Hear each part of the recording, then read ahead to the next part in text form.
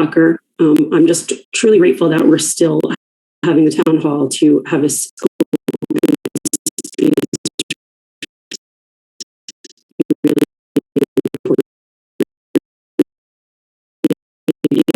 no matter what their issues are or their comments or concerns. I'm really grateful that we're able to.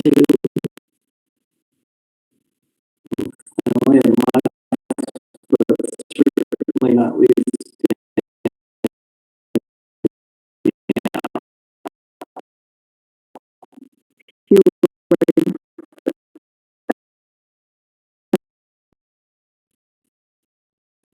Great.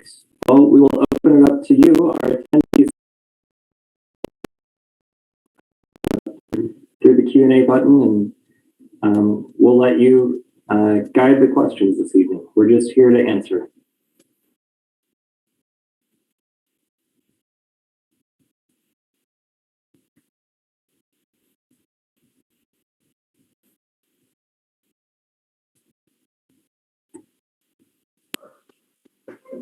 I mean, it's going to be a quick meeting?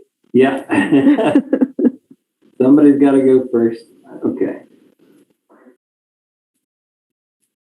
Larry G asks, is there a way to change settings so we can see all who are present? I don't know, Larry, but let me check while we're waiting for other questions to come in.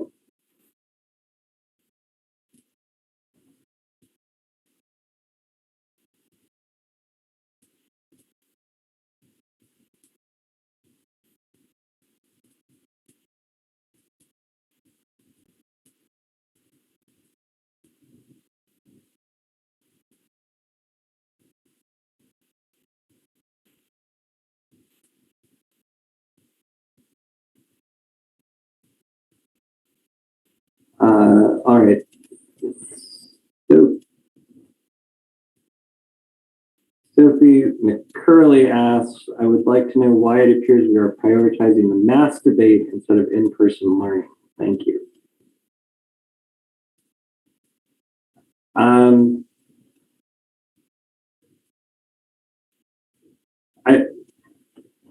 not sure how to answer that, honestly, because I think what the board did on Saturday was to prioritize in-person learning, which involved changing the mask policy so that,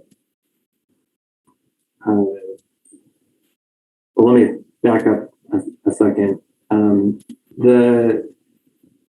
So the school is subject to a variety of regulations, being a public charter school. Some of those regulations are those enacted by the Maricopa County Department of Health. And those regulations say that they have, of course, issued a bunch of things around COVID and mitigation strategies for schools. And the way those work right now is they say that if you are in a K through 12 setting and you're a student and you are and you're in a classroom and another student in the classroom tests positive for COVID, other students within 6 feet of that student who were a close contact with that positive student, meaning, and a close contact means 15 minutes or more of continuous closeness, whether or not you were wearing a mask, then you would have to quarantine for up to 10 days. There's an exception to that general rule that says that if you have a mask, if everyone in the room, essentially, if all of the other students are wearing masks, then if the person who tested positive is wearing a mask and the people around them are wearing masks, then the people around that person who tested positive do not have to quarantine. It's an exception in the health regulations. So we, on Saturday, modified the mask policy to require that basically everybody has to wear a mask indoors. Teachers, students, guests, visitors on campus, the only exception that is allowed is for a medical exception, based on a doctor's note. All right. So, and by a 4-3 vote, we voted to enact that change in the policy, which I think makes it more likely that large groups of students will not have to be quarantined as long as that masking is allowed. And I say as long as that masking is allowed because there is a law that's slated to go into effect on September 29th of this year that says that schools cannot require masks to attend. That law is being challenged, and it's not certain if it actually will go into effect or not. So we're kind of waiting to see, and the board has said we're going to require masks and follow the guidelines as long as that's what the health departments are recommending and it's legally permissible. Okay, so that was a long-winded answer to a pretty short question. But Sophie, let me know. I got to that, and anyone else here who wants to add on to that, feel free. Yeah, I would tell you that I know the question was, why are we focusing on masks instead of online learning? When we planned this meeting, we didn't believe any of those two things would be a topic. These questions came up because of Saturday or Friday because we had to go into quarantine in several grades. But a week ago, when we finalized, let's do this town hall, we really didn't know what to expect in the forms of questions. It could have been around Michaelmas. It could have been around fundraising. It could have been around our new teacher hires. There were so many other topics that could have come up. This is kind of a surprise because of what happened Friday and then Saturday. So again, when we planned this, I didn't think either of these were going to be topics.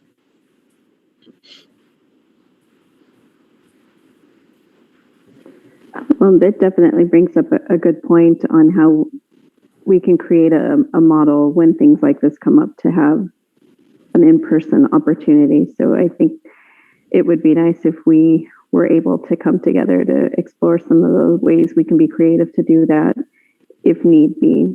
So I think, again, that should definitely be something we create, is when these instances arise, what options we have for in-person or another opportunity to keep the kids engaged versus the online platform.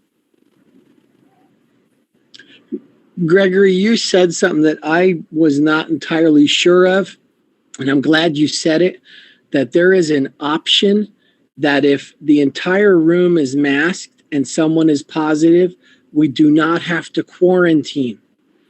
I believe that option also means if 30 kids are in the room and 28 are masked, the other 2 would be considered exposed and would have to quarantine. And I'm thinking of 2 that might be on a mask exemption for medical. Is that correct to make that assumption, Gregory? Yes, and it's a bit technical the way it's worded, which is not helpful, but the way it's worded is to say that if both the person who tests positive and this other student are wearing a mask, then the person who is exposed does not have to quarantine. I bring that up because for me, as a principal, executive director, superintendent, my goal is to keep the kids in-person learning the whole year. One of the ways to get there is to utilize that Arizona Health Department exception that allows us to not quarantine if everybody's in a mask. Right.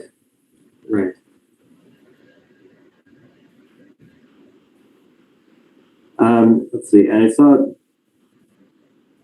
Sophie had a follow-up question question. So what happens if the law does go into effect? Is the school still subject to quarantine children who are masking? You don't want to be random online learners this year. Thanks for all you do. So if the law goes into effect, meaning that mask requirements are not permitted, then we're kind of in a bind. We're kind of where we were at the beginning of the year, which is that people who voluntarily wear a mask are free to do so, but we can't require it. And under the county health guidelines and the state health guidelines, this exception is going to be a lot trickier to try and navigate through contact tracing and that sort of thing. Because basically what it means is we're going to have to hope that if whichever kid happens to test positive in a classroom was wearing a mask, and that, because then that will mean that other kids who happen to be wearing a mask in that classroom wouldn't have to quarantine, but all the other kids who weren't wearing a mask will have to quarantine. And then, but that puts us in a bind because it basically puts us in a situation where we're having to try to do essentially hybrid education kind of on the fly. It's going to be extremely difficult. And Frank, you know more, having talked to the health department about the fines that go along with not following those health guidelines.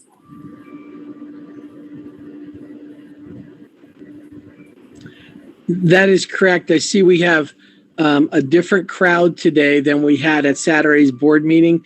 So if I can elaborate on that so they understand what came from that conversation. I called the board of the Arizona Health Board and also the board of directors for charter schools in the state of Arizona. And I asked two questions. Number one, can we do on remote learning, Zoom learning, online learning? And the answer was yes, but your board has to have an emergency meeting. This was Friday, this phone call, prior to school on Monday. Otherwise, you cannot have online learning, and the board must approve online learning at that emergency meeting. My second question was, I hear that around the state, a lot of districts are not sending entire classes home to quarantine. And I mentioned big districts like Gilbert School District and Mesa School District and Chandler School District. And the person from the school board, her name was Mrs. Hannah, told me, Frank, I'm not allowed to direct you what to do, but I highly recommend you follow the Arizona Department of Health protocols, because if you don't, you can be fined heavily. I said, well, how come these other school districts are doing this? And she said, you just named 3 large total public schools. They're not charter. And $150,000 to $200,000 fine for them is nothing. A $200,000 fine to a small charter school would probably close your doors. So as a member of the Board of Education for Charter Schools, I highly recommend you follow the Arizona Health Department rules and guidelines and protocols to a T so that you don't get in trouble with fines. And so I relayed that message back to our board, and we are following the Arizona Department of Health guidelines.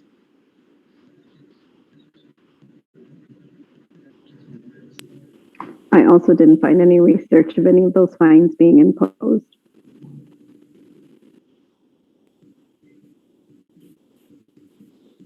All right. I had a lot of questions come in after the initial pause. I'm going to sort through here.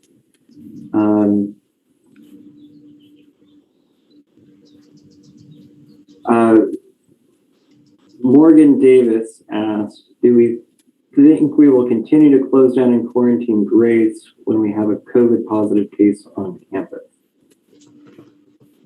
And Morgan, I think the answer is it depends on what the health requirements are from the county and what kind of masking policy we have in place, and whether or not those mitigation protocols actually line up with what the county is requiring.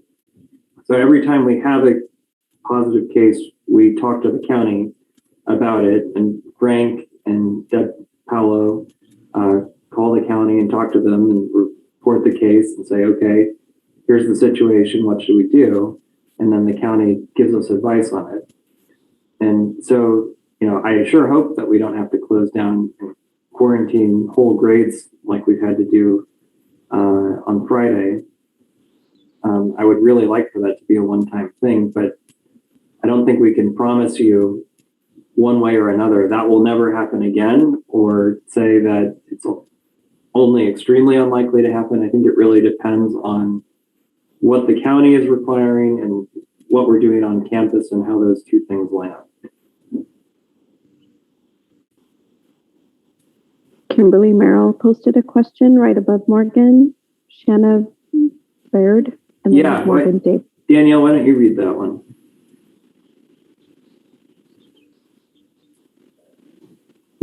I would really love to promote people to be able to talk, if you're willing to talk, so we can actually hear your voices. All right. So Kimberly Merrill posts, are teachers required to wear masks? My child has mentioned her teacher and 2 specials teachers haven't been wearing masks despite the mandate. Is that going to change under the circumstances? Last week, we were not under the mask mandate. We were under a different mandate that said if you had a religious exemption or a medical exemption, you did not have to wear a mask. And we had 7 staff members who had exemptions last week. Today, we have 1 teacher who has a medical exemption. And so that is the only teacher not wearing a mask on campus today.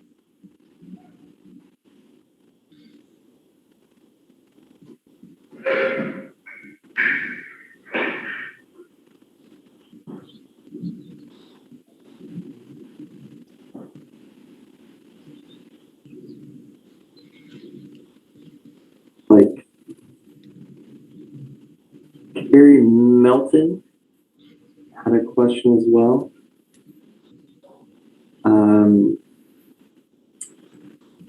Says, yes, hello, Carrie Melton here as well, mom of an 8th and 10th grader, wondering what outside classrooms will look like for our campus and when could those start.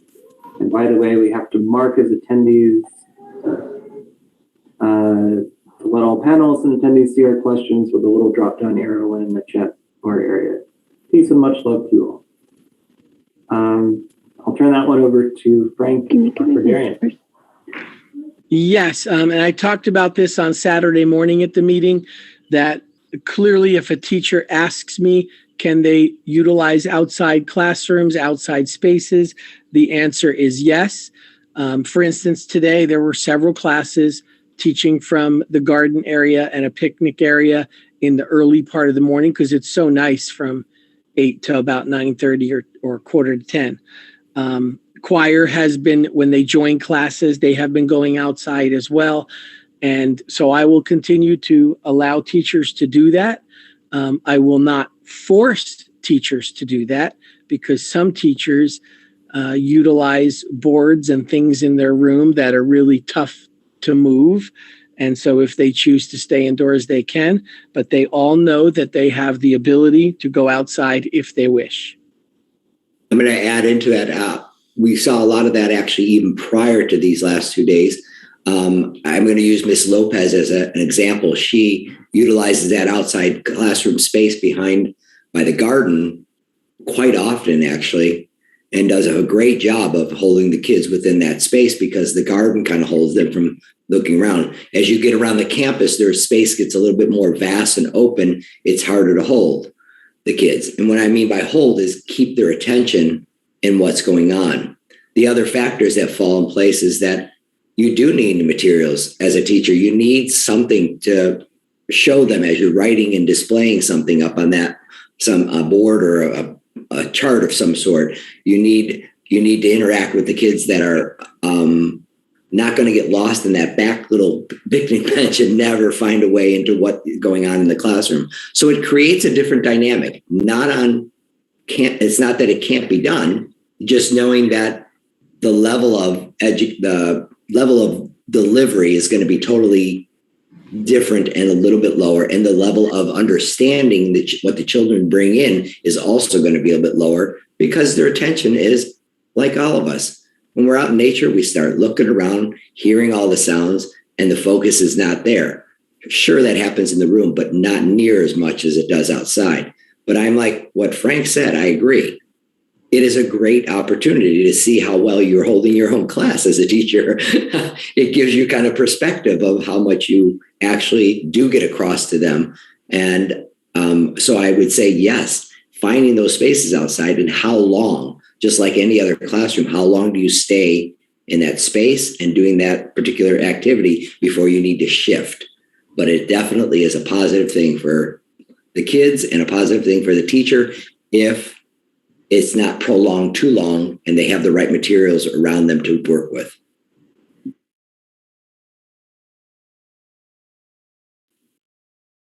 I am trying to go chronologically here. So the next one I see is from Shayna Baird. I hope I pronounced your name right.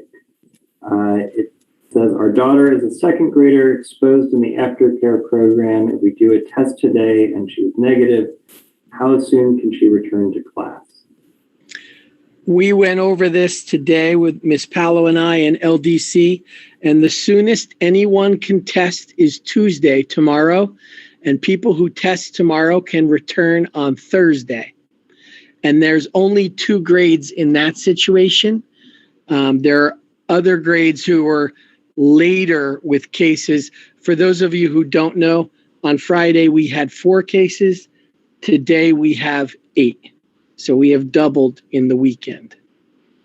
And so these later cases, because they get quarantined later, can't even test till Thursday to return next Monday. There are different rules for when you were exposed as to how many days you have to wait to be tested, and then how many days you have to wait to come back. And I think Ms. Palo is putting all that information out to everybody either tonight or in the morning, because the soonest any of those grades can test is tomorrow.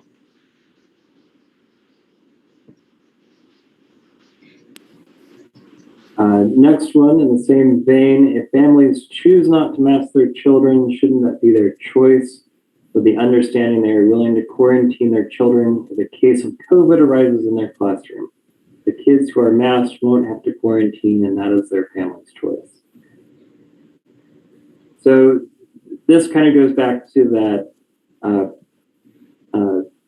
exception I was talking about towards the beginning of this evening.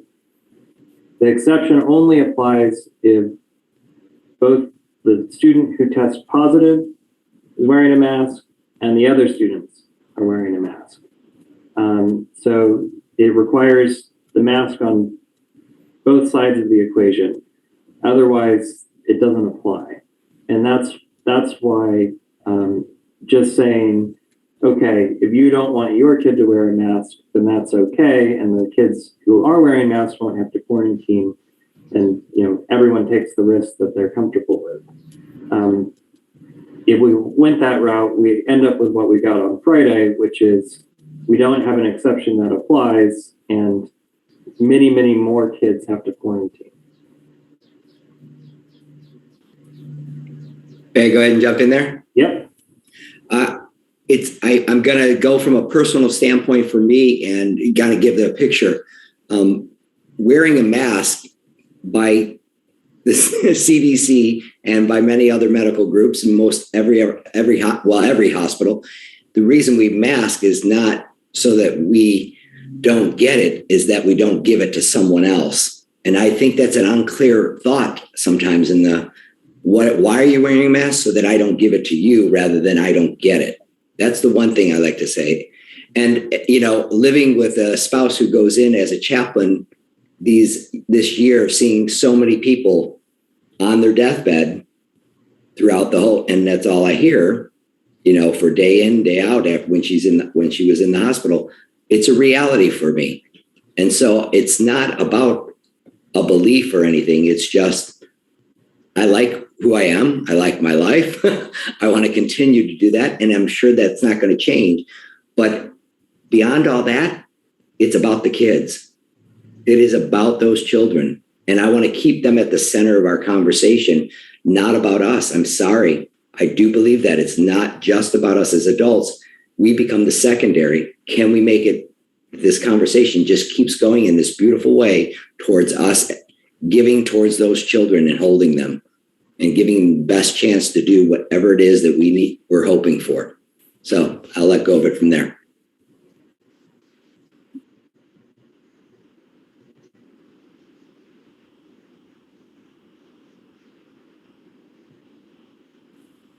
Okay. Next one I'm seeing chronologically is in our Q&A from Kristen Ziegenbein. She says, does that take into account that students are eating in the classroom in many grades a period of about 20 minutes without any mask? Correct. Remember, today was the day we were starting with no religious exemptions, just medical.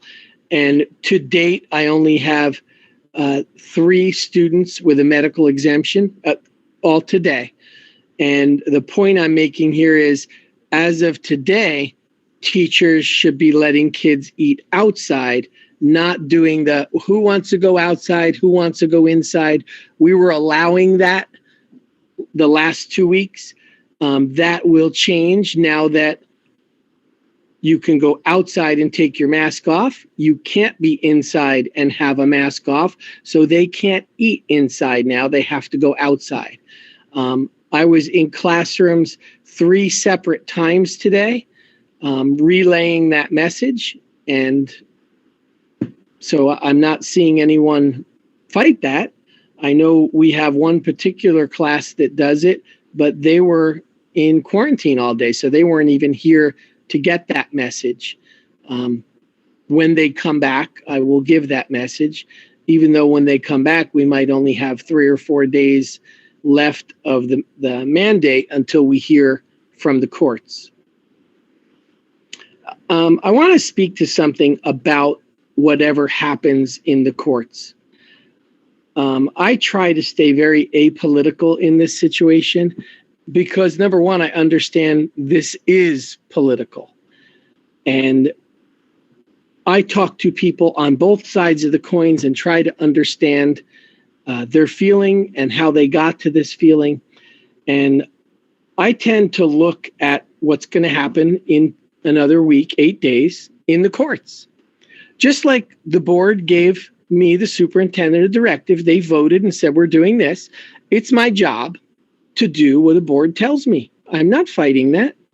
I will do what the board tells me. I've been raised in 35 years of public school that's an automatic. And it should be an automatic in a public charter as well. I'm not going to stomp my feet and complain. I'm going to do what my task is. In a week, we're going to hear from the State Department. And I need to tell you, if the State Department or if the courts rule that the governor is correct and we may not do a mask mandate, I will follow that rule because that's what the courts have said. But by the same token, if the courts say the governor's wrong and schools may mask mandate, I'm going to follow the rule that the courts say. And I ask each of you who are upset about this, are you willing to do the same as I am? Are you willing to accept the court's ruling as no constitutional rights have been broken or no constitutional rights are violated? You really have to ask yourself that. I have for 6 months, and I believe in the court system and I believe in the medical system. And so when we get there in 8 days, I sure hope you're ready to say, okay, it's gone as far as it can. This is what the courts have said. both sides need to fall in line and do what the courts have said. I just want to make that statement. I appreciate that. Let's see. I'm looking. Okay. Larry G said, I am not completely clear about the exposure that took place on campus last week that sent so many classes home. Without exposing details about who was involved, are you able to summarize how many people were on campus that were infected and how we wound up with so many grades forced to be home?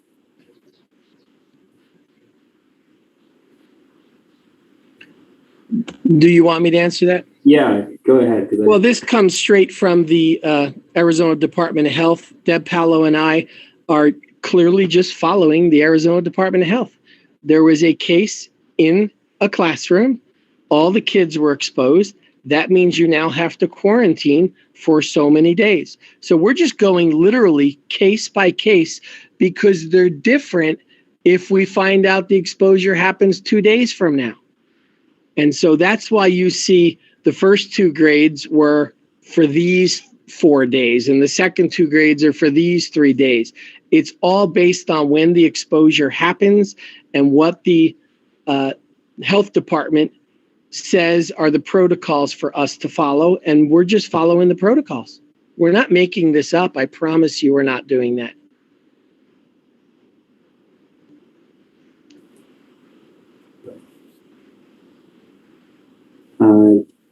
Nathan Bennington asks, talk about how school-age children are at higher risk from seasonal influenza than from COVID. I'm looking at the number right now, more pediatric deaths in the 2018 to 2019 flu season than from the last 21 months of COVID. Why are we ignoring the numbers? And I don't think we are ignoring anything, Nathan. What we're doing is following the health guidance. I just listened to the Arizona Department of Health, the CDC, and the WHO. It's interesting. We didn't have cases till Friday after 2 years of this. And really, the trend is in Arizona, we're going down. And yet in Arizona, students are going up while everyone else is going down. And I just take that right off the Arizona Department of Health website. I do know that information is 2 weeks behind, so it's not up to date and accurate, but that's all I get to see, just like you guys. So I can't comment intelligently on where you're getting those numbers. I just look at the ones from the Arizona Department of Health. Yeah, and remember, we're not the ones who set the health regulations. That's the Department of Health for the county and for the state and nationally by the CDC. So we're following those guidelines. That question about why are we ignoring those numbers is really better directed at the people in charge of public health who are setting the policies around what schools are supposed to be doing in response as a mitigation strategy. Okay. Next, we have Deidre Egan. As temperatures go down, are we able to begin to utilize more outside spaces for learning and classes in covered spaces? In terms of full classes being sent home, can we do better with distancing kids in class? And if all are masked within 6 feet of COVID positive kid, will that be sufficient? I think we answered this already, that I am and have told teachers you are willing to be outside whenever and as much as you want. And you're right, while the heat is tending to come down, more teachers are doing that. But I will tell you this, if the goal is to be outside so we can take their masks off, that does not change if that class of 30 gets exposed by a kid with a mask off. Then I have to quarantine that whole class of 30, even if it's outside. That part doesn't change. We just know that being outside, there's less of a chance of it spreading, and there is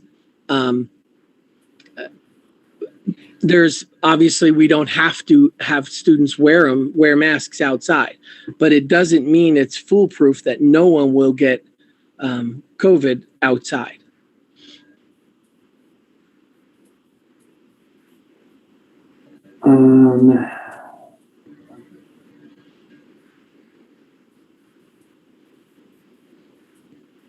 All right. I'm seeing some comments about wanting to see people live.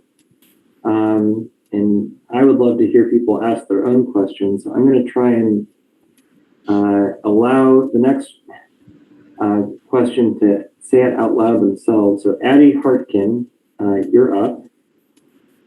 Allow you to talk.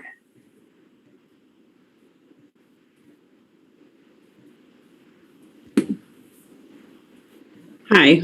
Hi, Addie. I just wanted to clarify what Frank said earlier about following the recommendations of the Arizona Department of Health. I just wanted to know, Frank, did they specifically recommend that you revoke the religious exemptions? No, they have nothing to do with exemptions at all. Their policy of protocols, which any of you can read, is exactly what we're following. They don't mention any form of exemptions at all. They do not support exemptions. They are saying this is what we all should be doing. Mm-hmm. Thank you. Mm-hmm. There is verbiage on that form that says unless medical exemption, but that's the only one that's referenced in the CDC guideline. I thought she was talking about the Arizona Department of Health one. I didn't realize that was on the CDC. Sorry, Danielle. Read it very thoroughly. Okay. Okay, Shayna. We already heard from Shayna Baird once. Next one's from Nathan. We already answered this one. Nina Prong. Find you in the list and allow you to talk.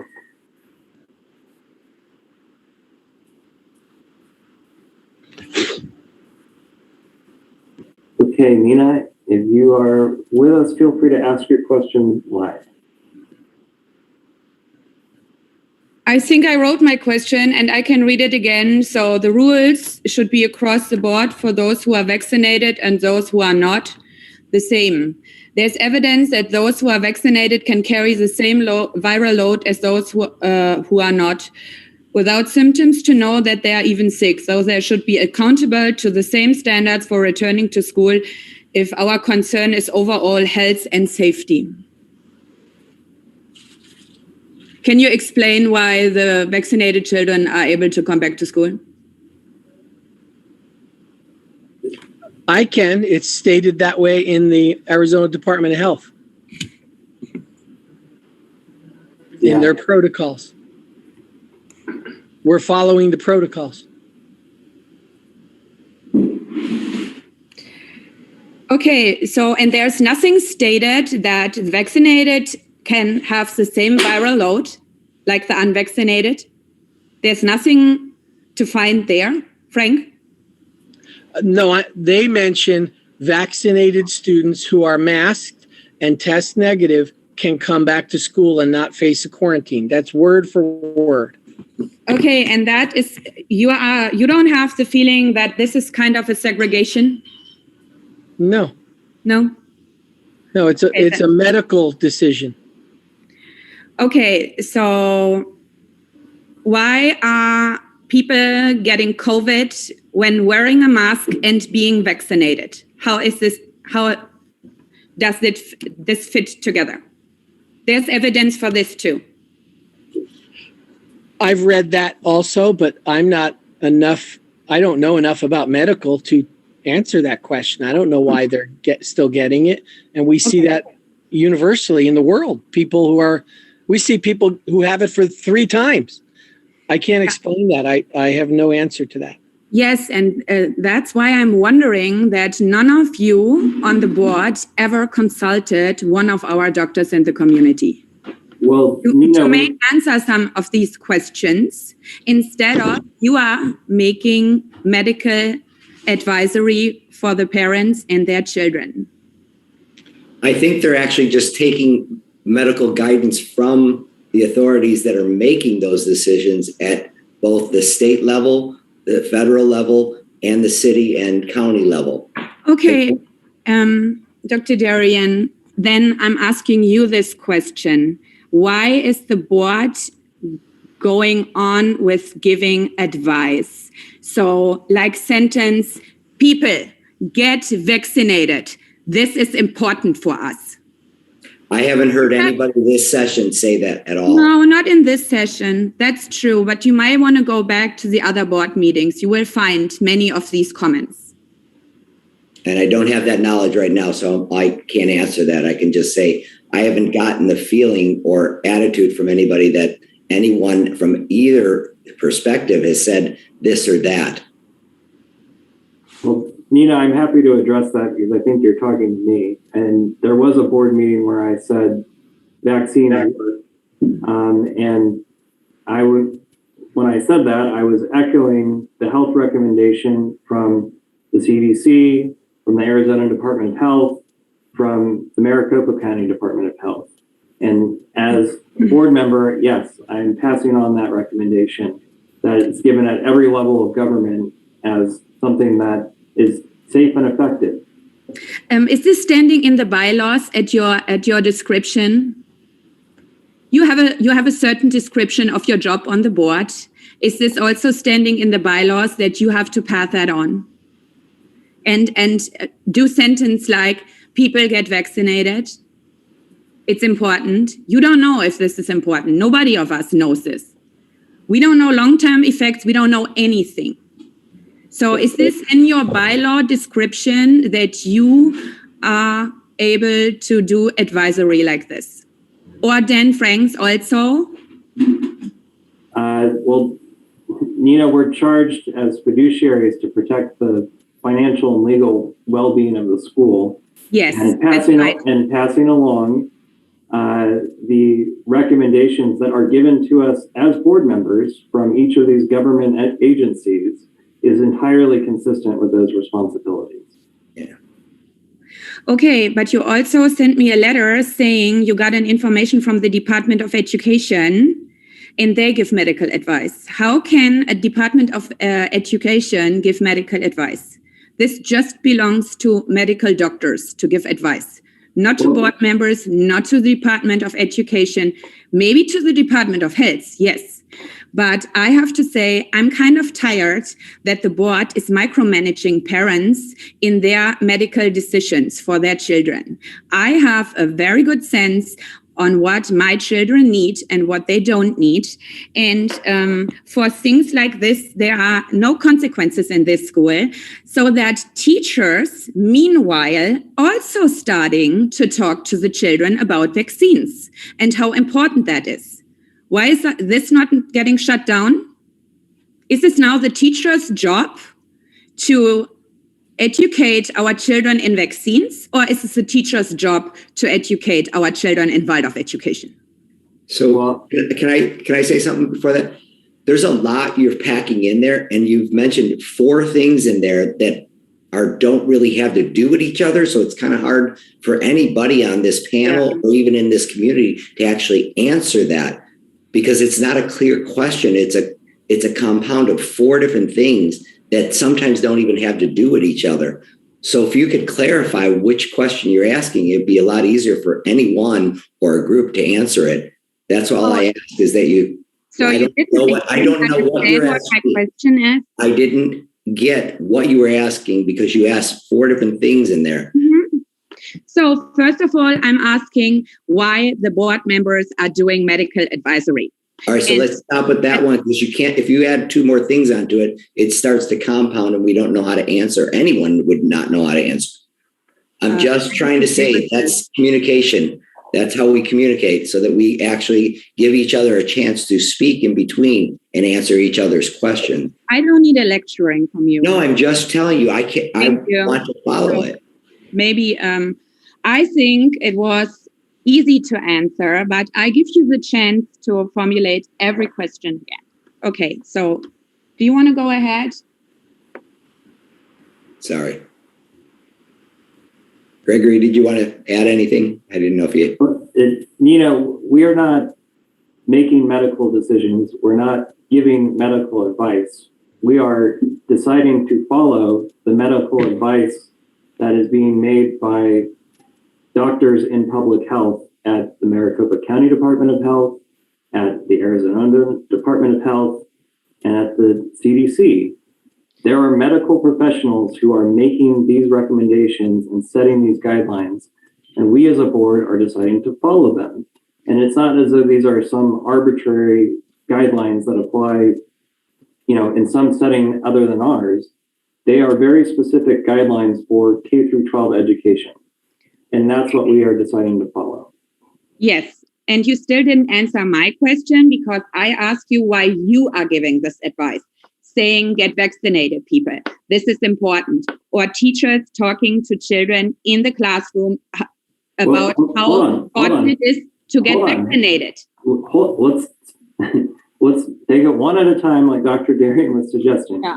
Why am I saying that? I'm saying the same thing that the CDC and the Department of Health at every level are saying. I'm just passing on the very same message. That's why I'm doing it.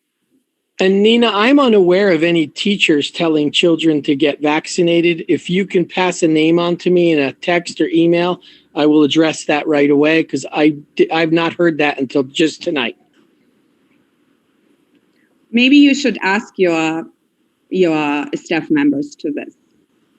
Well, if you know who it is, tell me. Just email me. Yeah.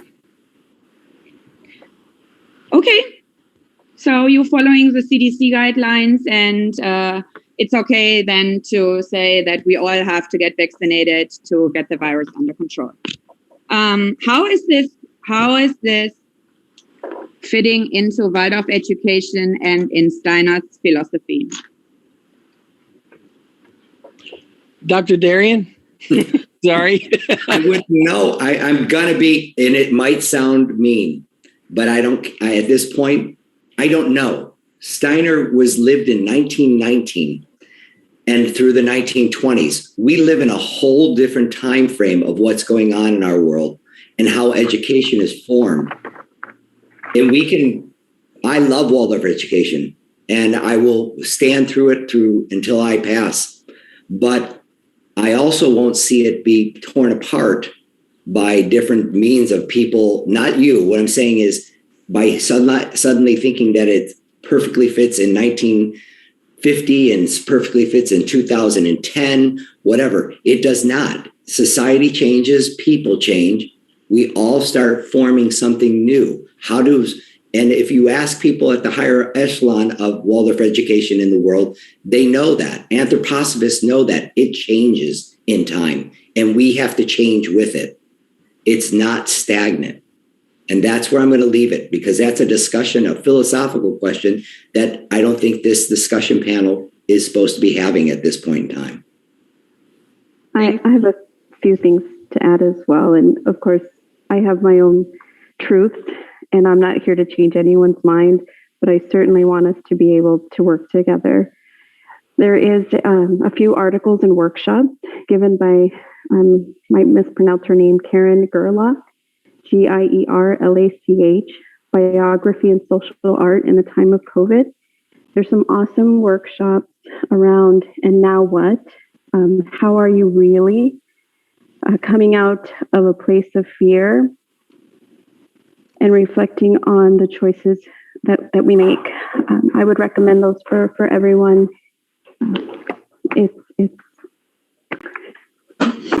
We'll need to do our best. No matter what decisions are made, we just need to do our best. Thank you, Danielle. All right, Nina, I'm sure we could go back for quite some time, but we have a number of other questions questions. I want to make sure that other people have a chance. That's fine. Thank you so much, Gregory. Thank you, Nina. We are pulling the children. Okay. We have Sergio next. I am going to find you and allow you to talk for yourself.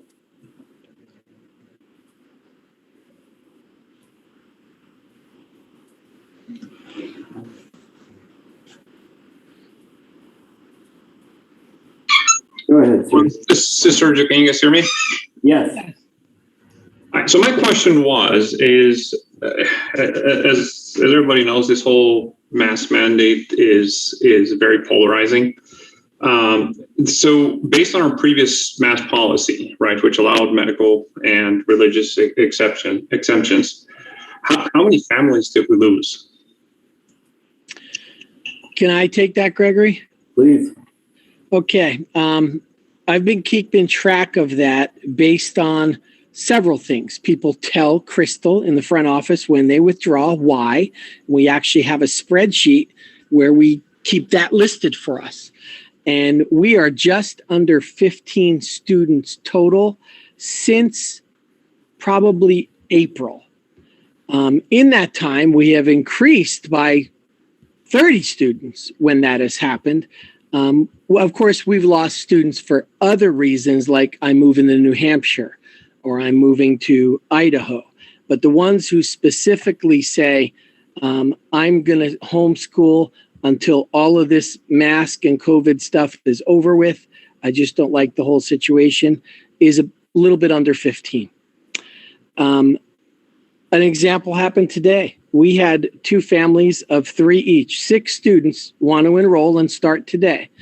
And we used some wisdom to say, can you start next Monday? Because we're in the middle. We told them the whole truth of what's going on, and they were happy to hear that we were taking precautions. And yes, they will start Monday.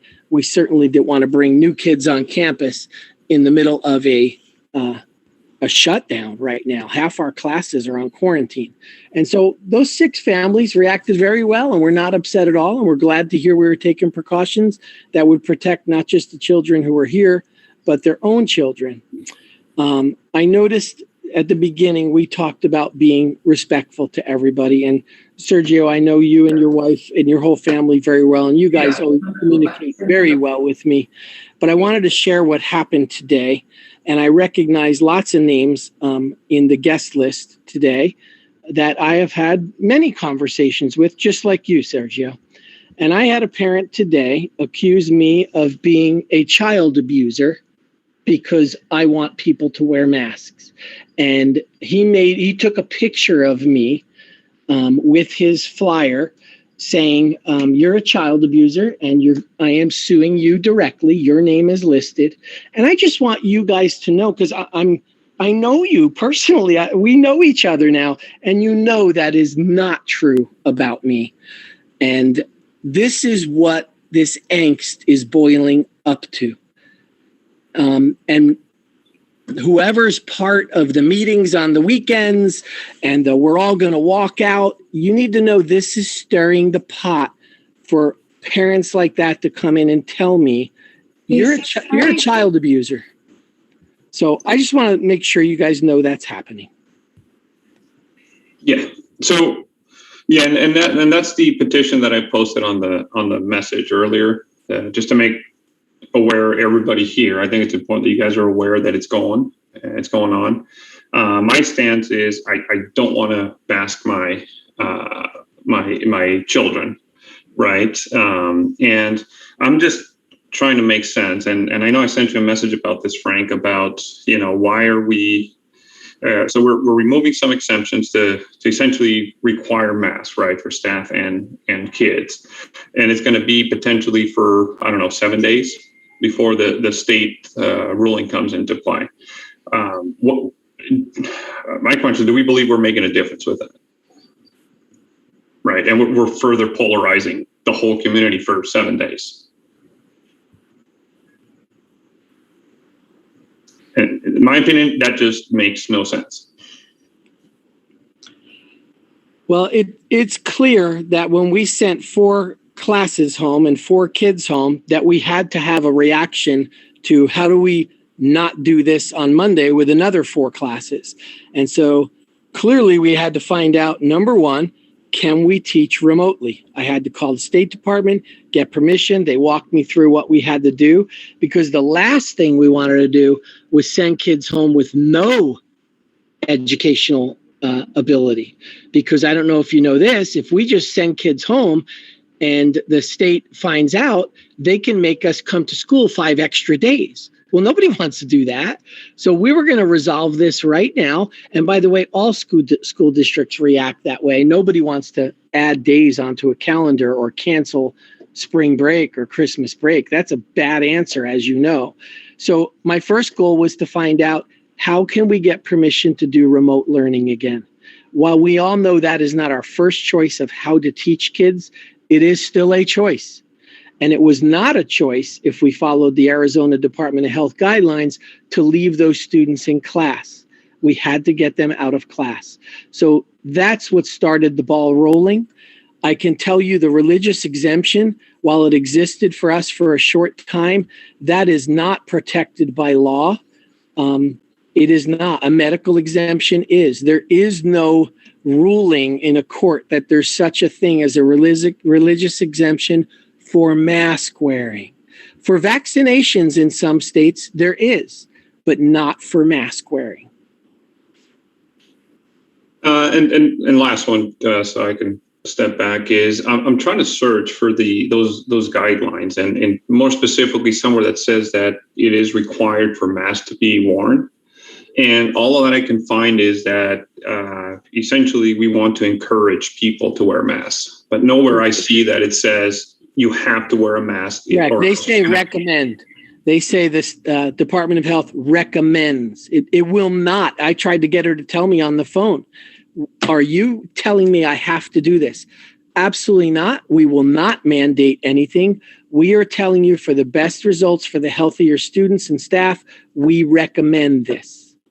Okay. So we are following the highest health recommendation in the state of Arizona, which is supported by the highest medical recommendation in the United States, the CDC. Now, I recognize there are people on this call who don't like to hear from those 2 groups. They don't believe those 2 groups. I don't know what to say to those people. I recognize their authority as being medical experts. And so, yes, I don't know another medical group that trumps Arizona or trumps America. Those are the 2 groups. So, Sergio, if I could just add on to that, right, you're right. They don't say masks are required, but they say that if you have an exposure in your classroom, if your kids have a close contact with somebody who tests positive, then quarantining is required. And that's the bind we're in. So, it's one thing to say you don't have to mandate masks, but if you don't, here are the consequences for when there's a positive case.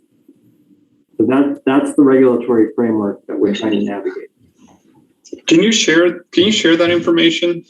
Because I'm trying to search for that, because I really would like to see what's going on to understand what the ramifications are, right? Especially trying to compare it to the ramifications of like the petition that's going on to see what the effects are going to happen. Because at the end of the day, what we're looking for are essentially monetary issues, right, with the school, either in form of penalty or the form of losing students. So if you could provide and make that information available, either on the website or somewhere where we can go in there and review, right? Because at this point, at least this is my feeling. I don't know if I just haven't searched hard enough, but I cannot find that information to be able to go out there, even to either feel better or worse about the whole situation. Yeah, I'm happy to do that. If you want to send me a message in the chat with your email address, or I think my email address is also on the website. You can just email me directly. I'm happy to forward you the information that we're working from.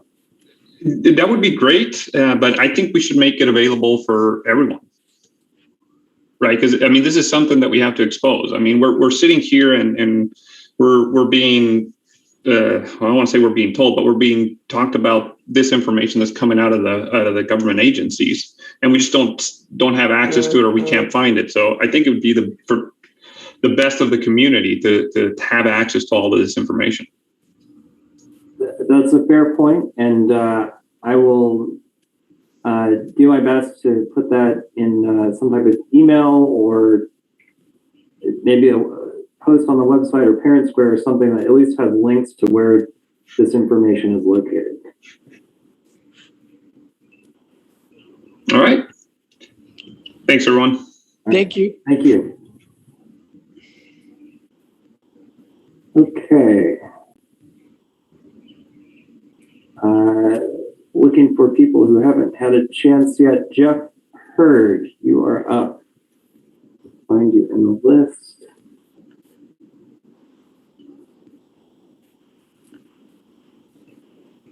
All right, Jeff. Yeah, can you hear me? Yes. Good evening. Thank you for your time, everyone.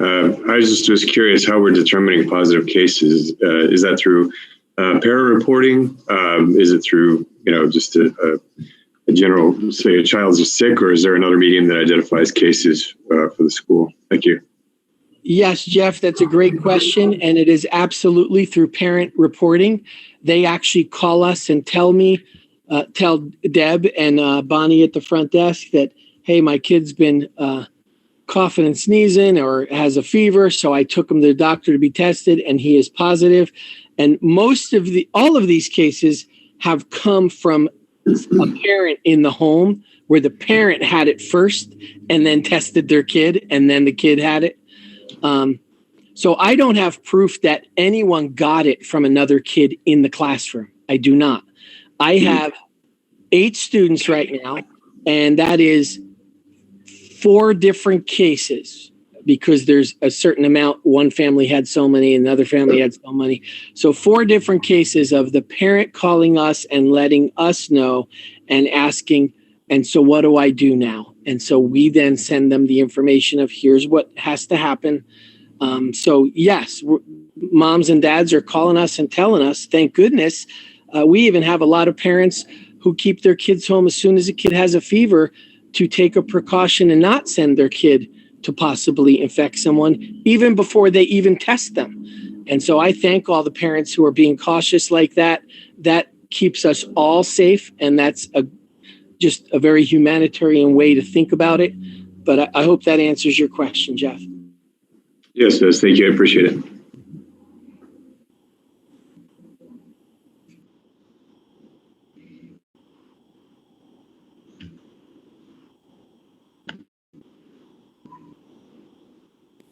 I was on mute. Sammy Rank, you're up next.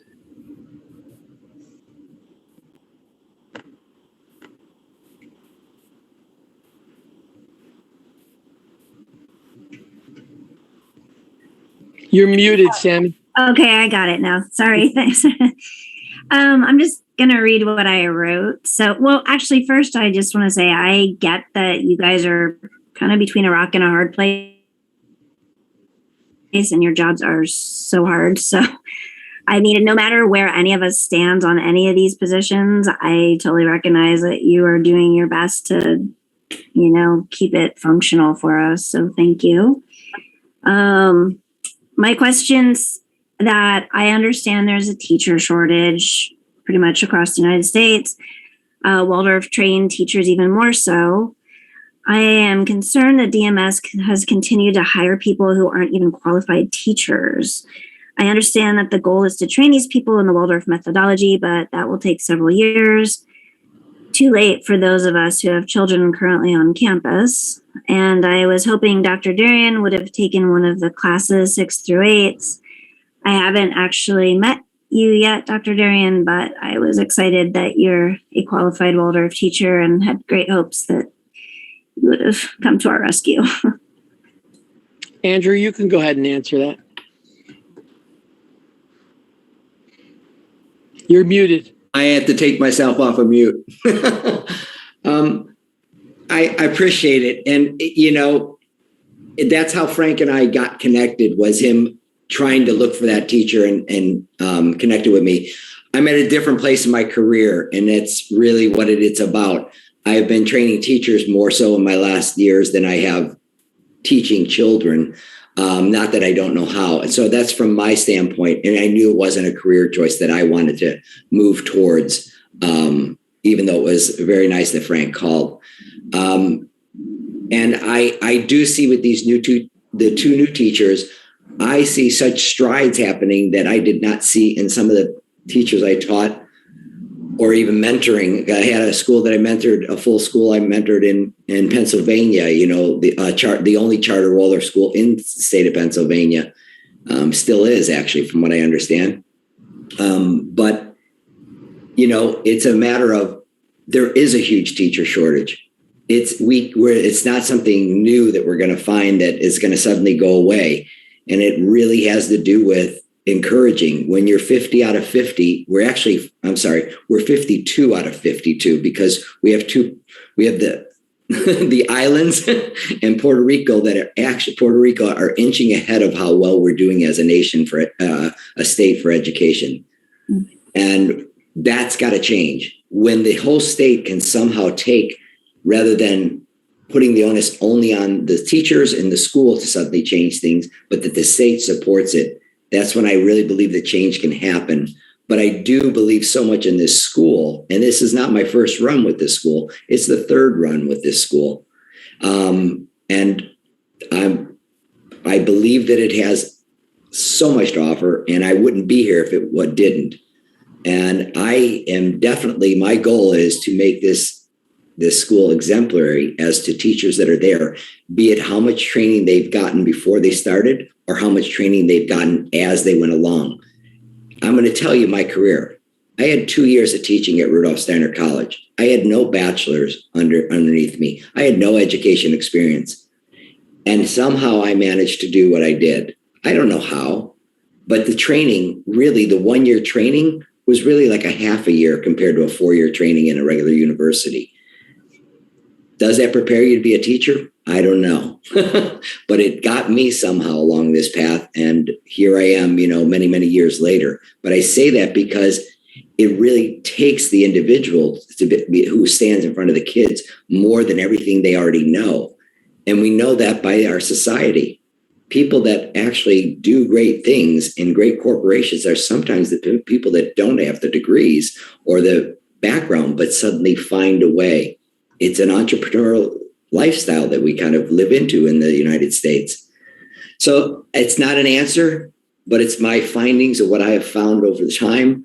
And my goal is I'm going to do or die. I'm going to make this school great with teachers that are going to serve those children the best they can and put as much of what Steiner believed into it in 2021 and beyond. Not 2019, not 2050. I mean, not 1950 or 1970s. It's what's happening now in society. So I hope that gives you something to work with. I apologize if it does not. We'll go from there. So the teachers that are coming on board, that from my understanding, they have zero Waldorf experience. What's the plan to get them through the year? Like, are they going to be following curriculum? Is somebody going to be mentoring them, telling them about? I'm in their classrooms quite often. I'm talking with them. I have a meeting, like then the first grade teacher, we have a one-on-one once a week. And now with the 8th grade teacher, I'm doing the same thing. And the new 6th grade teacher coming in, I'll be doing the same thing. I can't tell you, and even Evan all the way up in the high school, these are all the newest teachers since I've started. We have to be in constant. I have to be stepping into that room. I'm flooding resources. Heck, I'm going to be blunt. I know the school doesn't have a huge budget. I'm building my library so that teachers can utilize what's there in order to teach. So I've probably invested already $400 or $500 into my own library. I don't mind that, because if they're learning and they're going to be better teachers, that's great, because you can't teach everything. I can't stand in front with them all the time, but I can show by example if I'm there, but I can also teach by giving them materials of other great people that have done Waldorf training or regular teaching itself within public systems or charter or whatever, what works for them. And it really comes down to, in my personal opinion, in my 32 years of tenure, is it comes down to being the human being that should be standing in front of those kids and doing the best you can and giving them who you are, not just a curriculum, but who you are, because that's what makes the individuals that who they are later on. They see the honesty of that individual and they thus strive for that, hopefully. And I know that sounds a little philosophical, but got to have something to hold on to as a teacher. Thank you. Yeah, you're welcome. Gregory, can I comment real quick? My comment is about something that was just put in the chat, and so I want to comment about it for clarification, because I know how rumors can be, and I want to put this to rest immediately. A parent put on a comment, did Frank just bring politics into this board meeting? What does Trump have to do with this? I think that parent misunderstood. I used the word Trump as an adjective, and I'm unaware of a private medical doctor trumping the Department of Health or trumping the CDC, that those are higher authorities in medical. I was not talking about the ex-president. I was using the word Trump as an adjective. So I just want to make sure that I clarified that. Thank you. And thank you, Sammy. I see a couple people are using the hand method, and we haven't heard from a couple of them. So let's start with Susan Kerr. Go ahead, Susan. Hi, everyone. Okay, so I know that the mask issue is, a hot topic. As Frank said, this might end up working itself out in a couple of weeks anyway, or it might remain a hot topic. But I'm kind of interested in, regardless of the mask debate, these types of things will continue to happen. Kids will be getting exposed, plans for that, and or for encouraging people that maybe don't feel well to stay. And how do we do that and keep the kids the number? And is there like packets to help encourage parents to be like, well, your kid's not going to miss school because you can stay home and have a packet or something. I don't know how that works legally, but one of the things that really should be taught is, regardless of the mask, that we are in an international pandemic, this stuff will be continuing, and how are we handling these things?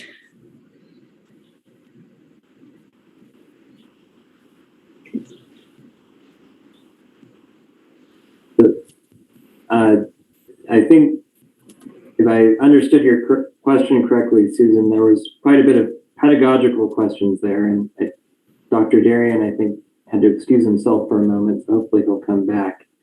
But then in terms of how we're, bracing for this global pandemic to continue, and how are we going to adjust as things change, at least right now, and as of Saturday, we've said as a board, we're going to follow what the health guidelines are from, the state and county level and the CDC. And sorry, Gregory, I understand all that. I'm just saying, like, and again, we can always continue to debate the masks, and or if the government says that we can't. But focusing our efforts into how do we handle these situations? How do we get the kids educated? With that part aside, is a very important piece that is less talked about than the other pieces, and or how do we encourage people that are potentially not feeling well to stay home? Yeah, well, let me turn it over to Dr. Darian on the focusing on the education piece of it.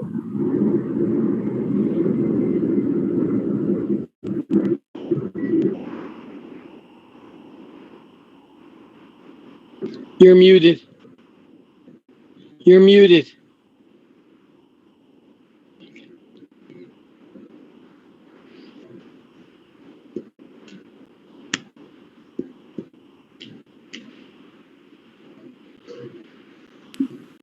My screen went off to the side. I have a double screen. One went over to the side. I couldn't get it back over to turn off the mute. I apologize. So could you repeat what was the question? Because I got so discombobulated with my technology in a nutshell. I mean, basically just, how we are going to, deal with kids that, maybe they have a little extra allergies, encouraging kids to stay home without missing schoolwork, to kind of help the parents be like, okay, you know what, my kid is a little sniffly today. They can stay home, but maybe they can have a packet and be counted at school. Or, I mean, I don't know what the laws are on this. I'm just saying there's a much bigger picture, and the mask debate might just solve itself in 2 weeks. So beyond that, we are still in a global pandemic. We still have these issues. How do we deal with them? Encouraging people to stay home when they're sick, and or helping the kids continue their education if they are going to stay home, to protect the community at large. Thank you. Because we actually we had a meeting just earlier today, and we are asking on Thursday Wednesday and Thursday, when the high school, the early childhood, and the grade school meet as their entities, that we want to infuse every teacher, including all the specialty teachers, to kind of come to what is it that we can actually do, be ahead of the game in solving it, so that if it does go to online, let's just say hypothetically, from a state standpoint, from whatever standpoint, how are those kids getting their needs met in every academic area? What is it that can be made ready, per se, before we even get to that point, rather than being behind the times, more or less, trying to catch up to it? So that was kind of interesting that you're asking this question, because we kind of said that as a group, we need to be ahead of the curve on this. And how are we going to get there? So this is our week. We have to figure that out. And the other side of it is, there's a lot of things we could do when kids are here that are smaller classes that sometimes can't happen when they're larger classes. But that's not really what it's all about, because socialization is a huge part of Waldorf education. And I really like the idea that Ms. Lopez trying to utilize that outside space as much as possible. It's not viable all the time, but it does help to solve how we can actually still keep the kids in the school for longer periods and being less compact into a classroom. And I really want to address that personally and figure out how we can get there. I don't have an immediate answer on that, but I think it's one that we need to look at, and a viable solution. But the other one was to get ahead of the curve about what's being sent home and what value does it give to the child when they're actually doing those exercises. And I got to tell you, the first grade teacher, Mr. Russin Passage, he actually had the kids get on, and first grade parents, you can chime in here afterward if you need to, but he had them do little scavenger hunts about things that to get to know their home, just like he would for the classroom, and then come back on, so that they had shorter periods of being online, getting off, and then coming back online, in order to have that time to kind of do a mini little assignment. And I told him he can incorporate a lot more of that, similar to making a drawing, writing, having whomever is there to help him. There's so many things you can do where that person can help that child for about 2 or 3 minutes, and then get them to present something in the session online. But they can do it in their home. And that's really what Waldorf's about, is, the home life is what really makes Waldorf education great, is that it starts from the home and it continues to be a connection to the home, not just separate from it. So I'm sorry, Susan, I don't have a definitive answer, but I wanted to tell you the ideas that were kicked around just today alone, and some ideas that I'm going to spur off of and try to make a reality. And I think as I go along, maybe that's something I need to share via emails to the entire community as we move along and we create something new for this type of education, meaning online if it need be. I hope that helps, Susan. Thank you.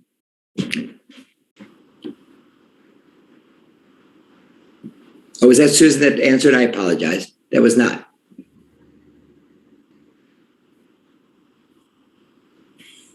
Okay. Thank you, Susan. Let's do one more person who raised their hand. Andrew, you are up.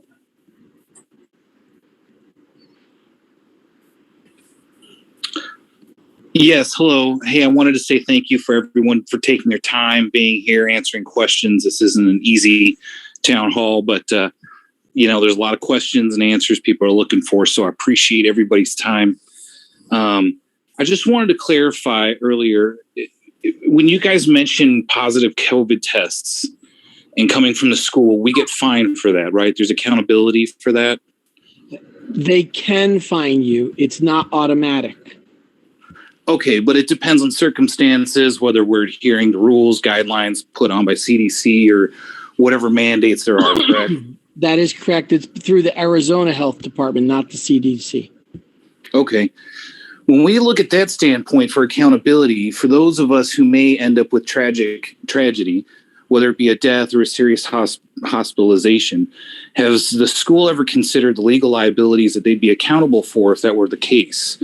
Especially if we know it's coming from families who aren't, or teachers or the school or whoever it may be who aren't adhering to what our mandates are in place by the school, whether they're vaccinated, unvaccinated, whatever the case is. I know in the past legal issues have chewed up a lot of our resources, and I have concerns with not only fines, but the legal liabilities down the road that may affect our school. It could close us down.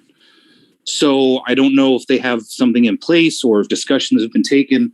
And I'm just kind of curious on that standpoint. So, Andrew, I appreciate the question. I didn't think we've had the opportunity to meet, but I'm an attorney in my day job. So I think about legal liability all day long.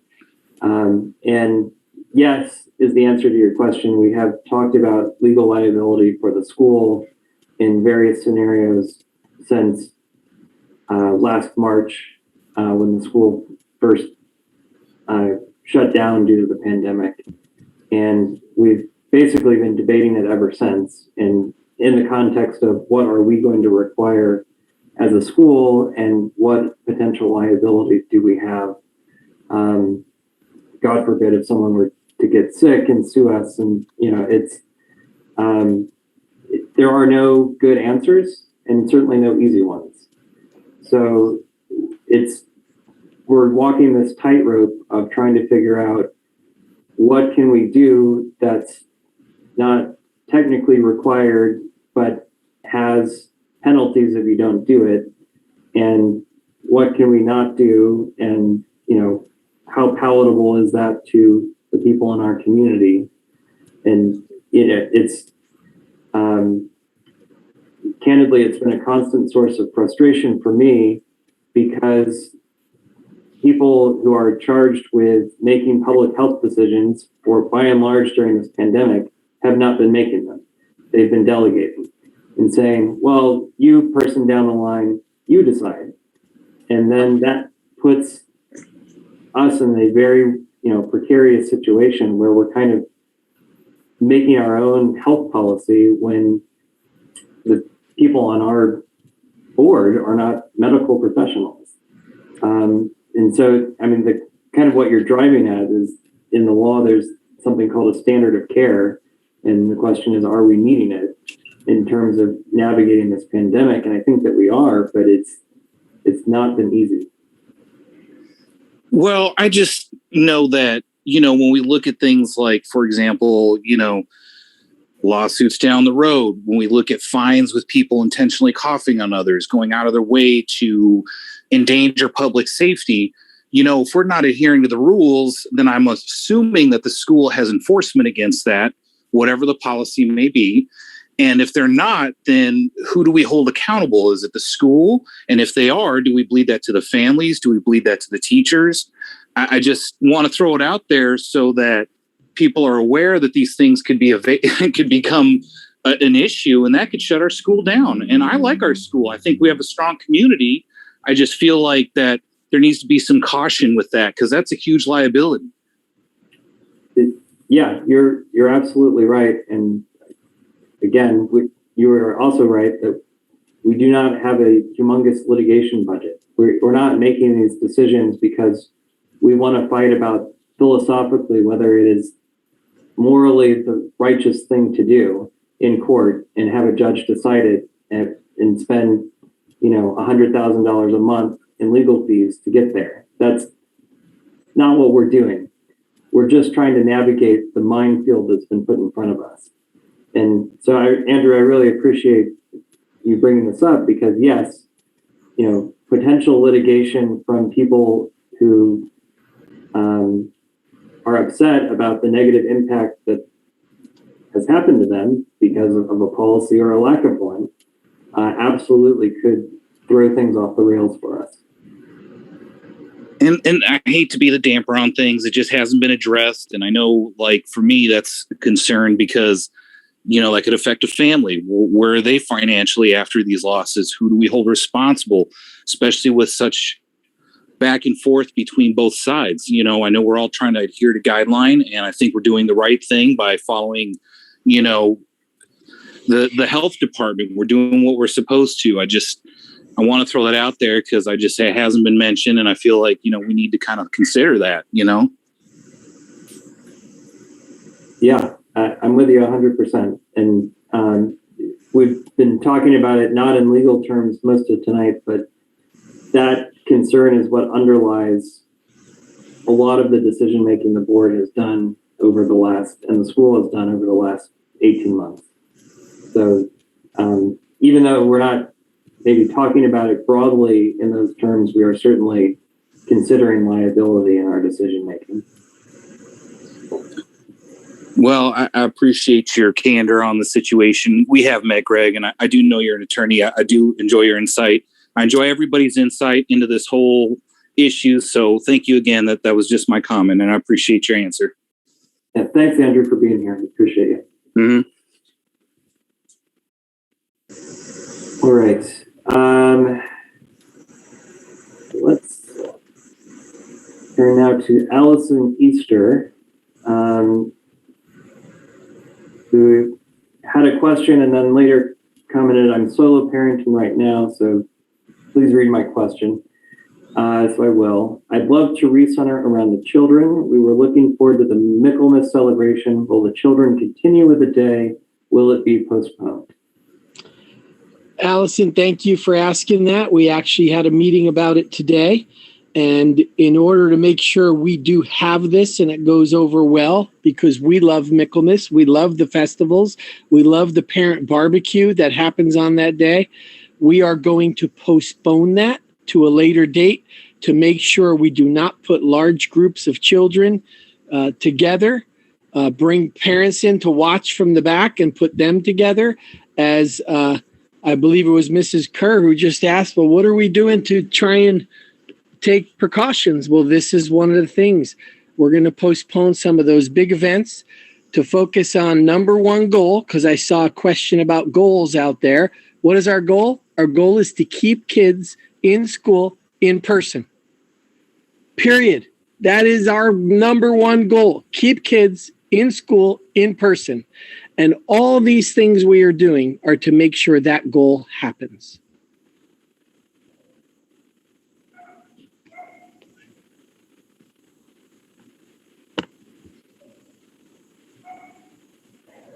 I am browsing through the open questions.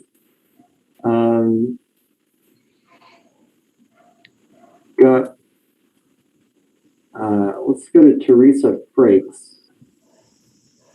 She's still here. She is. All right, Teresa, you are up.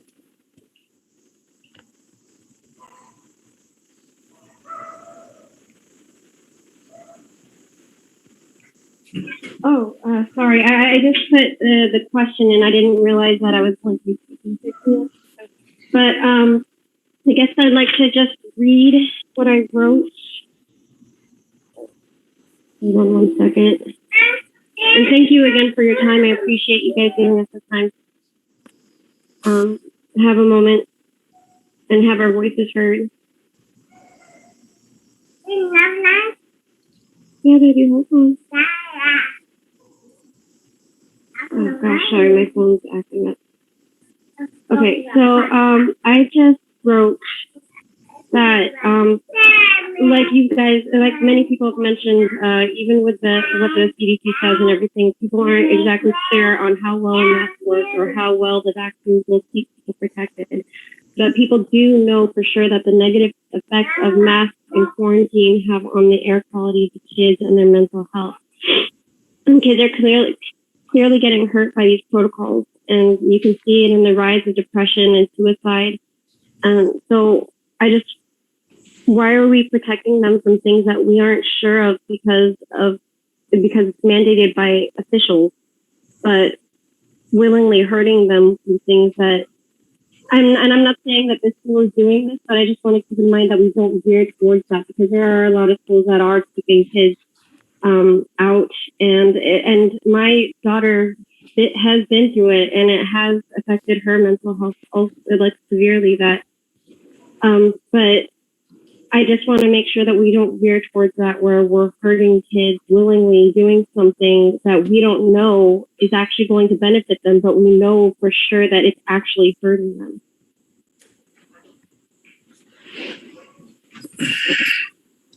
Well, I would say we absolutely know for sure that COVID is harmful. I can't make or see an argument that it's not. It's worldwide. And so our precautions are about COVID. All of these reactions are about COVID. That's factual. I cannot understand an argument against that. But it's also factual that the kids are 99% safe from it. Majority of the kids that are affected by it is like somebody mentioned before, the influenza, the flu, more kids die from that, but yet we don't have to worry about legal ramifications. We don't have to worry about, as long as we do what we're supposed to do, which is wash our hands, stay home if we're sick. All those things are typical, and what should be done with COVID as well.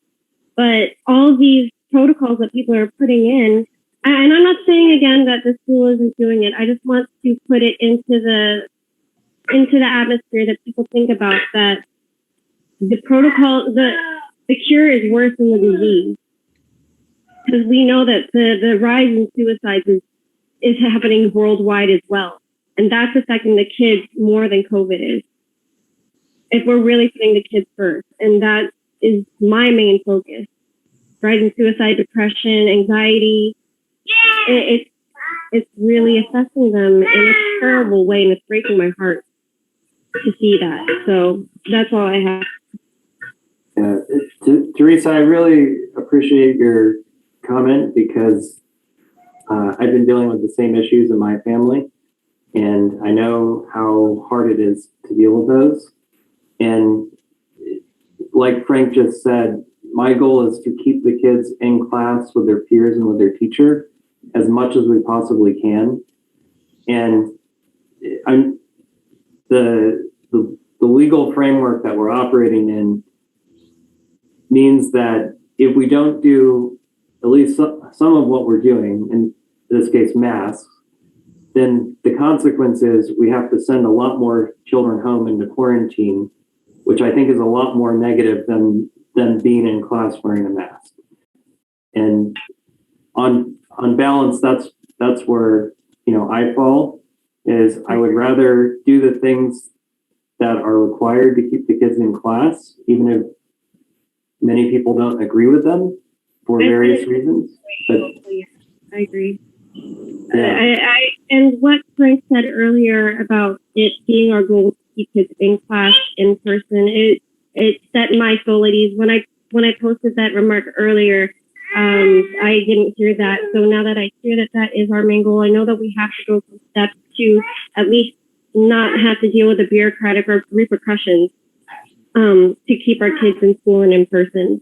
So as long as I know that is what we're working towards, even though it is a slow-paced battle, I appreciate that from all of you. So I'm really grateful for you all. Thank you. Thank you, Teresa. Thank you.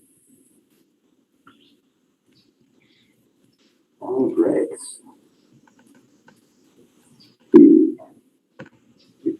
got the Larry. Oh, we did hear from Larry already this evening. Let's turn to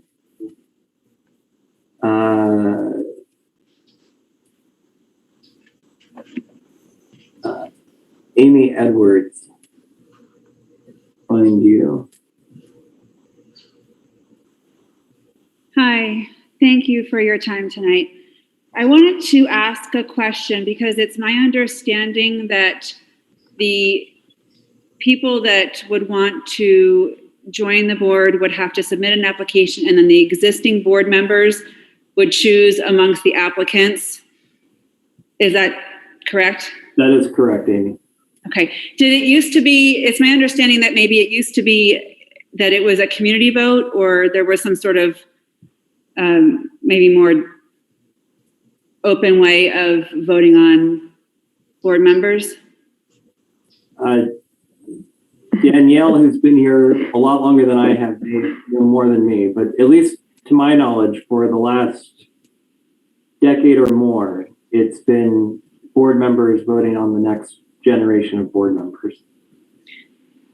Okay, so do you think there's any advantages to doing it that way or disadvantages to doing it that way compared to maybe, say, a more open vote amongst the community? What was the reasoning for switching from the open vote to more of a closed vote? Well, I'm not sure if there ever was an open vote, Amy, and Danielle shaking her It was head. before my time. It's my second year at the school, so. Yeah. Well, Danielle, let me let you speak to this. It's not that I know more. I just researched in different areas. It's been my experience, again, talking with previous board presidents, that it's always been that way because they really wanted to discern the members in their pedagogy of the Waldorf exposure and anthroposophy, and making sure they had a good balance on the board. So it's been that way, again, initially since the school went from private to charter. And so many of the parents were the teachers and were the community and were the board members, that it was a way to help that be inclusive.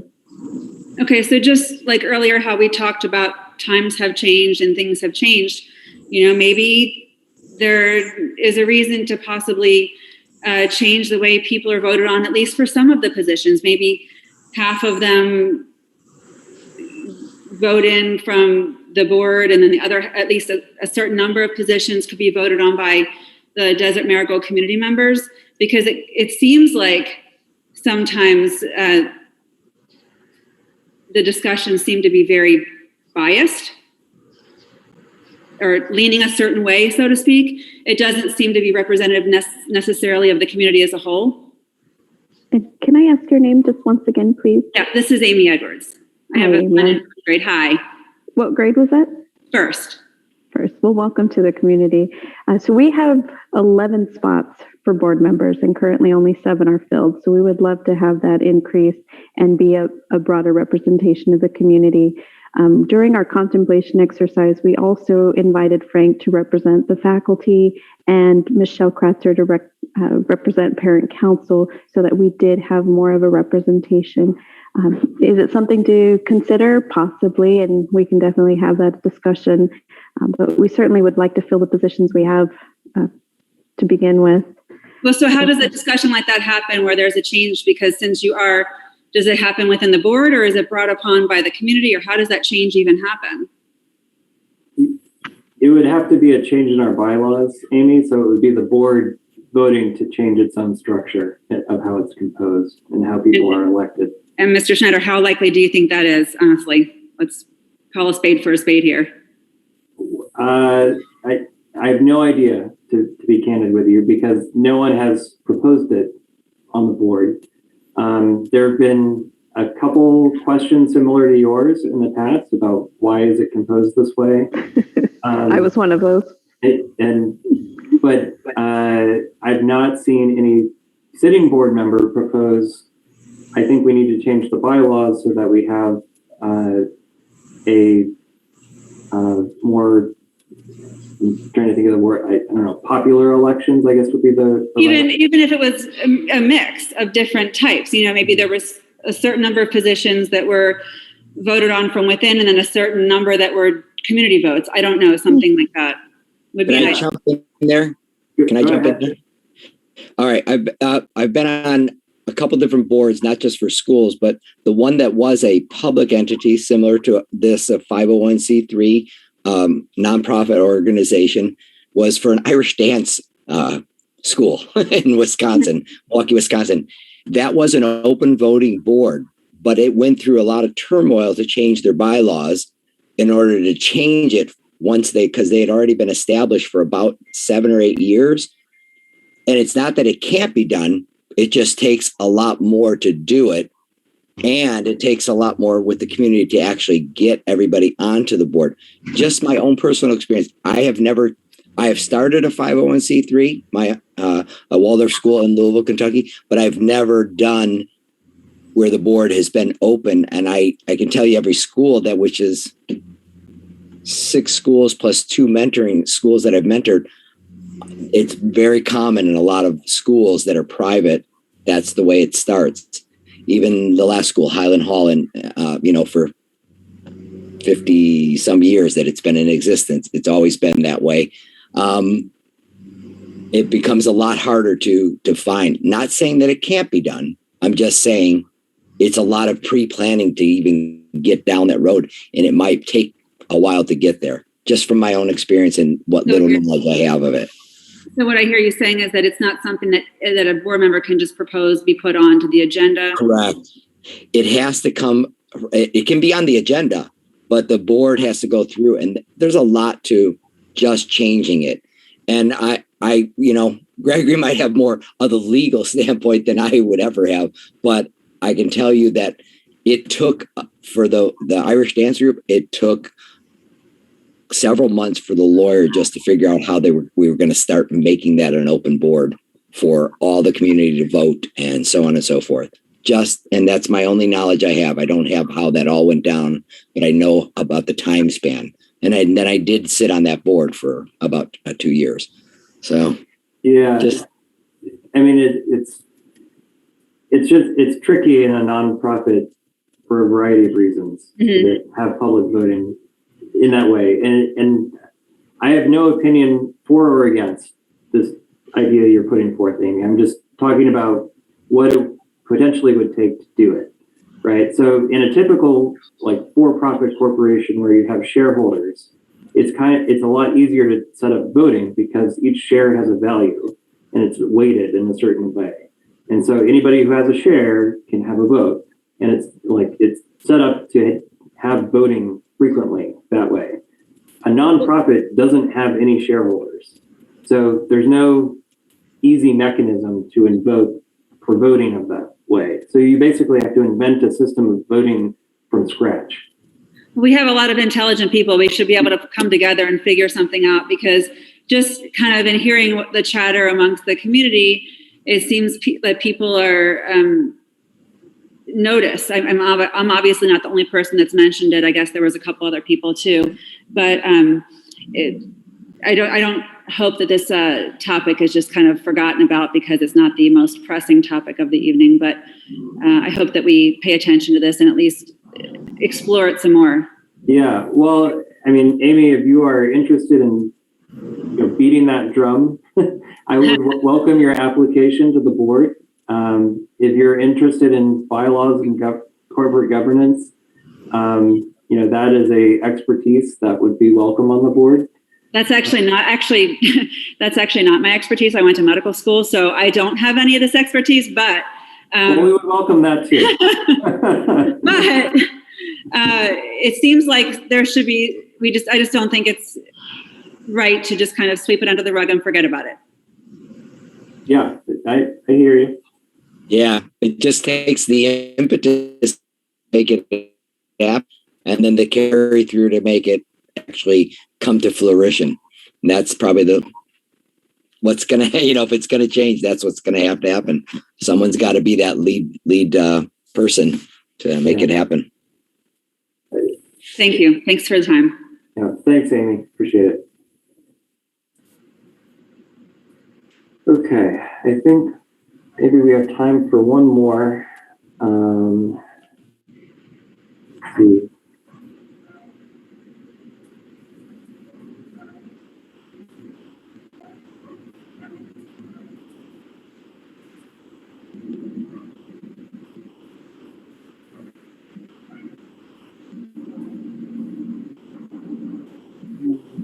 All right. Let's turn to Larry G.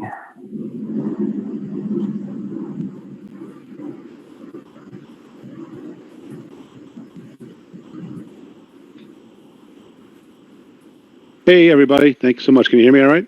Yes. Awesome. Again, I second or third or fourth everybody that says thank you all for what you do for the community at large and for holding this tonight. I did just want to ask, I like to imagine myself, sometimes logical, sometimes creative, and following the logical train of thought, just from what I think I've heard in other meetings and this meeting, this conversation that we are, that you guys really are doing your best to follow the safety protocols of the various government agencies, Department of Ed, Department of Health, CDC, et cetera. And that's been mentioned this meeting and previous meetings, I believe. And today, even like Sergio had a question earlier around the word, specifically that the word in one of the recommendations, and I forget which one it was, Department of Health, Department of Ed, whatever, but one of the government agencies, used the word recommend and not mandate. But we have a mandate, which kind of seemed to be in conflict with the language mentioned in the, the logical train of thought is either we are following the letter of the law, and that's, because that's what I've been hearing, unless I'm hearing it incorrect. So I'm just trying to get some logical clarity around, am I reading it correct that we're following the guidance to the letter, except in this case where we have a mandate? And if that is the case, then I would argue we're not following it. And we shouldn't say we are if we don't even once. You know what I mean? Larry, I can answer that. I don't know if you were on early enough to hear me say my conversation with the member from the Arizona Charter School Board. When I asked that specifically, we answer to the school board. And I asked specifically, how are other schools getting away with not quarantining and not mask mandating, not following the recommendations from the Arizona Department of Health? And she said, Mr. Marizio, I cannot tell you to mandate something. I cannot give you any influence at all. I can tell you you need to follow the guidelines or you risk being fined. Larger school districts can take that type of a fine. Your small charter school cannot. So you have to make the decision of, are you willing to take that risk or not? You're right. It says recommends and we say mandate. And I see what you're saying, that those are two different words. But recommends to us means they would like everyone in masks. They're not about to mandate it. Just like I can't find a state agency that's mandating it. I can't find either president that's mandated it. I can't find the CDC that's mandated. They all say recommend. And yet we know from the person who could fine us that they are highly recommending to our nice little charter, please follow guidelines. Please take safety precautions. And so that's what we're doing. We're not going to be called out for not doing something. I got you. Okay, so just to paraphrase, everywhere we've seen it does say recommend. The person said we cannot tell you to mandate, so we are taking it amongst ourselves to kind of go that extra step beyond what is actually recommended by all of these different agencies, using the recommendation and interpreting it our own way to turn it into mandate. Is that kind of a safe-ish paraphrasing? I think she was trying to lead me in a direction that my school wouldn't face being fined. Yeah, it's Larry, I think it's more of a, we're not trying to turn a recommendation into a mandate. It's the regulatory agencies are taking the approach that they do sometimes of, we're not going to tell you you have to do it, but if you don't do it, there are going to be hefty fines. If you don't mandate. Right. Okay, so they're saying we recommend, and if you don't mandate, you're at risk for XYZ. Exactly. Okay, that was not clear to me. So essentially they're trying to say mandate. We can't tell you to mandate. Exactly. And that's similar to why New Zealand as a country can act, because they have a different government setup. They can say everybody has to do this, and there is no mandate. It is coming from their federal or whatever you want to call it. Government can do that. We have so many different steps along the way that everybody's trying to not, in my personal opinion, knowing a lot of politicians, trying not to get their hands stuck as being the one that hit the buzzer, before. And I hate to use that analogy, but it's the reality that I've experienced, especially within education over all these years. So. I don't know if we're closing, but I did have a few thoughts to share. But were there any other questions that we didn't get answered? I think we hit on most of them, Danielle, and frankly, after a couple hours, I think we hit our time limit on Monday night. So why don't you go ahead and we'll close from there. Rudolf Steiner's brilliance. Even a century ago, I'm quoting from an article that was translated from one of his lectures. But the longing to be seen and heard in our full reality has arisen in every human soul since the beginning of the 20th century and will grow increasingly urgent. By practicing listening to others while putting aside our own opinions, assumptions, and judgments, we are developing tools which can be used everywhere. In this not what our times are calling, for as we negotiate all the divisions that keep arising among people, even within our own anthroposophical communities, as Rudolf Steiner said a century ago. And I also want to point out, there is an article, he's a lecture given, Rudolf Steiner and the Art of Healing.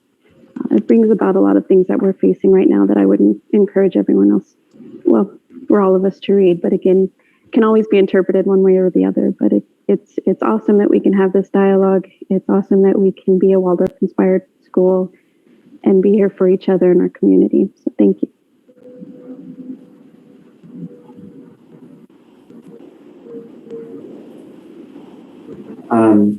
Thank you, Danielle. I really appreciate you finding that to share with us to close the evening off. And you found a beautiful quote at the beginning too.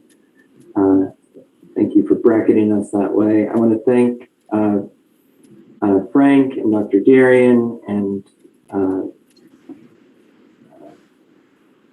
Nellie and Michelle and Danielle for all being here this evening. I know it's a lot of extra time on a Monday night when everyone's busy.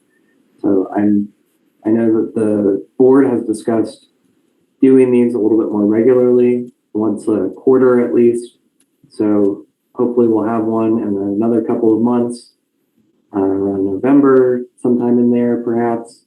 And we'll get the chance to talk to you again and answer more questions and hear from you. So thank you for your patience. I know that there are some of you, we only got to one of your questions or part of one of your questions. So, if you have other questions, all of our email addresses are on the website, I believe. If not, it's board@desertmarigold.org and first initial, last name @desertmarigold.org for anybody else.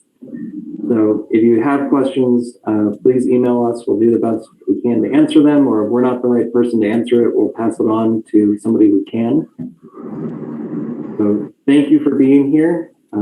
Really appreciate it. We know these are tough times. Thanks for sticking with us. We are really happy that you're part of our community.